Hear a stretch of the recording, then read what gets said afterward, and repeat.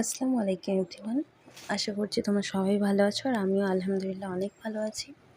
তো সকালে উঠেই আমার চা নাস্তা হয়ে গেছে, বাবুকে খাওয়ানো হয়ে গেছে। এখন আমি সোজা চলে আসছি রুমে আমার বিছানা তুলতে, কারণ যতক্ষণ না পর্যন্ত ঘরদোর গোছাবো ভালো লাগে না। তো প্রথমেই আমি বিছানাটা খুব সুন্দর করে গুছিয়ে নিলাম। তারপর আমার রান্নার মধ্যে যেসব কাপড় অগোছালো আছে সেসবও ঠিক করলাম।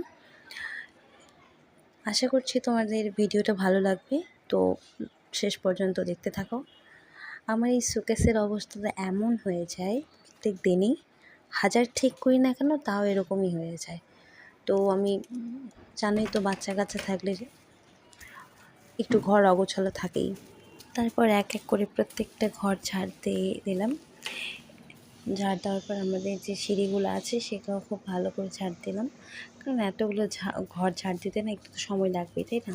তো ঝাড় দেওয়া হয়ে গেলেই আমার বাবুর জন্য একটু রান্না বসানো দরকার ছিল। ও ভাত খাবে, এর জন্য একটু সবজি রান্না করছিলাম। রান্না হয়ে গেলেই তারপর আমার বেসিনটা পরিষ্কার করার বাকি ছিল, সেসব বেসিনটা পরিষ্কার করেই আমি কিছু কাপড় ছিল সেসব ধুয়েই আমি গোসলটা সেরে ফেলছি। এরপর গোসল করে ডাইরেক্ট চলে গেছি আমি ছাদে। তো কাপড় শুকোতে দেওয়া হয়ে গেছে, আমি এখন রুমে চলে যাব। যদি ভিডিওটা ভালো লাগে লাইক, কমেন্ট, শেয়ার আর সাবস্ক্রাইব করতে ভুলো না।